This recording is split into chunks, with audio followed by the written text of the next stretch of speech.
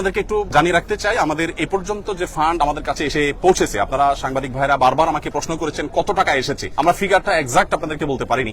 গতকাল অর্থাৎ বৃহস্পতিবার একেবারে অফিস শেষে আমাদের কাছে যে আপডেট এসেছে আমাদের অ্যাকাউন্টস থেকে, সেটা হলো আল্লাহ তাআলার অশেষ অনুগ্রহে সাধারণ মানুষের আস্থায় আমাদের ত্রাণ তহবিলের টাকা 100 কোটি ছাড়িয়েছে। 100 কোটির বেশি ফান্ড আমাদের কাছে চলে এসেছে। এই ফান্ডটা আমরা কিভাবে খরচ করবো আপনাদেরকে একটু আমরা জানিয়ে রাখতে চাই। এখানে প্রতিদিন 2 থেকে 2,500 মানুষ কাজ করছে, সবাই স্বতঃস্ফূর্তভাবে কাজ করছে। এখানে ঢাকা ইউনিভার্সিটির সম্মানিত প্রফেসর, সিনিয়র প্রফেসর আছেন, কাজ করছেন। আমি চিনি ব্যক্তিগতভাবে। এখানে বাংলাদেশ সেনাবাহিনীর কর্মরত ব্যক্তিবর্গ, সদস্যগণ তারা আছেন, কাজ করছেন ছুটির দিনে। আবার এখানে কয়েকজন হিন্দু ধর্মাবলম্বী ভাইয়েরা কাজ করছেন। এবং আমাদের আজকে দুপুরে খাবার ছিল বিরিয়ানি। তাদের জন্য আমরা আলাদা খাবার প্রস্তুত করেছি, যেহেতু আমরা জানি আমাদের হিন্দু ধর্মাবলম্বী ভাইরা গরু গোশত খান না, তাদের উপযোগী খাবার আমরা প্রস্তুত করেছি এবং তারাও কিন্তু এখানে শ্রম দিচ্ছে। আমাদের একজন অটো রিক্সা চালকের সন্ধান আজকে আমরা জানতে পেলাম যে তারা আমাদের ইউনাইটেড ইউনিভার্সিটি ওই জায়গা থেকে এখানে কেউ ত্রাণের কাজে আসতে বললেই তাদেরকে ফ্রি তিনি আনা নেওয়া করছেন। তিনি আমাদেরকে বলেনও নাই, প্রকাশও করতে চান নাই, কিন্তু সামহাও আমরা জেনে গেছি। তো স্বতঃস্ফূর্ততা কতভাবে হতে পারে, কত ধরনের হতে পারে, সেটা আসলে আমরা আপনাদেরকে বলে বুঝাতে পারবো না যে মানুষ কতভাবে স্বতঃস্ফূর্তভাবে কাজ করতে পারে এখানে, সেটা এখানে চলছে। আমরা পানি একটু শুকিয়ে গেলে, বন্যার পানি একটু শুকানো শুরু করলে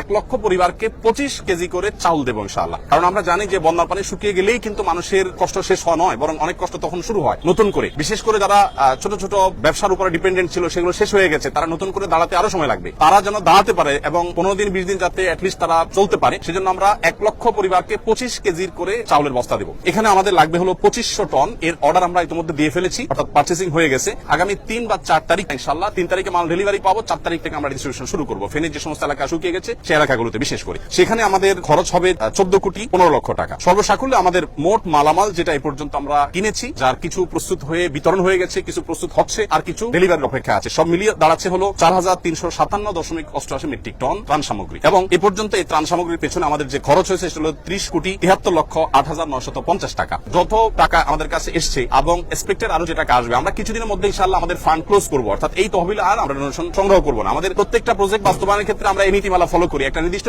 সময়ের পর আমরা বলে দেই এই প্রজেক্টে আর কোনো টাকা দেওয়া যাবে না, আমরা অফ করে দেই। কারণ আমাদের একটা প্ল্যান থাকে, প্ল্যান অনুযায়ী আমরা সাধারণত কাজ করে থাকি। তো এবারে আমরা যেটা আশা করছি, যেটা করবো, সেটা হলো খাদ্যে ইতিমধ্যে আমরা 30 কোটি 73 লাখ টাকা খরচ করেছি, যেটার মধ্যে 2500 মেট্রিক টন চাল আমরা 4 তারিখ থেকে বিতরণ শুরু করবো। আমাদের এখান থেকে যে বড় কাভার্ড ভ্যানে মালগুলো যায়, সেখানে ছোট ছোট অনেকগুলো পিকআপে করে মালগুলো একটা পর্যায়ে চলে যায়, তারপর আবার অনেকগুলো ট্রলারে করে বা ছোট ছোট নৌকা করে ভাগ ভাগ হয়ে দূর দূরান্ত এলাকাগুলোতে চলে যায়। দুর্গম এলাকাতে সাধারণত ত্রাণ দেই আমরা, রাস্তার ধারে শহরে সাধারণত ত্রাণ দেই না। এবারও আমি যতবার গিয়েছি 2 ঘন্টা 2.5 ঘন্টা 1.5 ঘন্টা ভেতরে ঢুকে তারপর আমরা ত্রাণ বিতরণ করেছি। আমরা আপনাদেরকে একটু আপডেট দিতে চাই। আমরা এ যাবৎ ত্রাণ সামগ্রী হিসাবে চাল কিনেছি আমরা 998 মেট্রিক টন, যেটাতে আমাদের খরচ হয়েছে 5,55,80,000 টাকা। আমাদের ডাল কেনা হয়েছে 200 মেট্রিক টন, যেটাতে খরচ হয়েছে 2,03,60,000 টাকা। আমাদের তেল কেনা হয়েছে 200 মেট্রিক টন, সেটাতে খরচ হয়েছে 3,15,40,000 টাকা। লবণ কেনা হয়েছে 112.50 মেট্রিক টন, যেটাতে খরচ হয়েছে আমাদের 38,30,000 টাকা। এবং আমাদের খেজুর কেনা হয়েছে 120 মেট্রিক টন, যেখানে খরচ হয়েছে আমাদের 4,60,50,000 টাকা। আর সুগার অর্থাৎ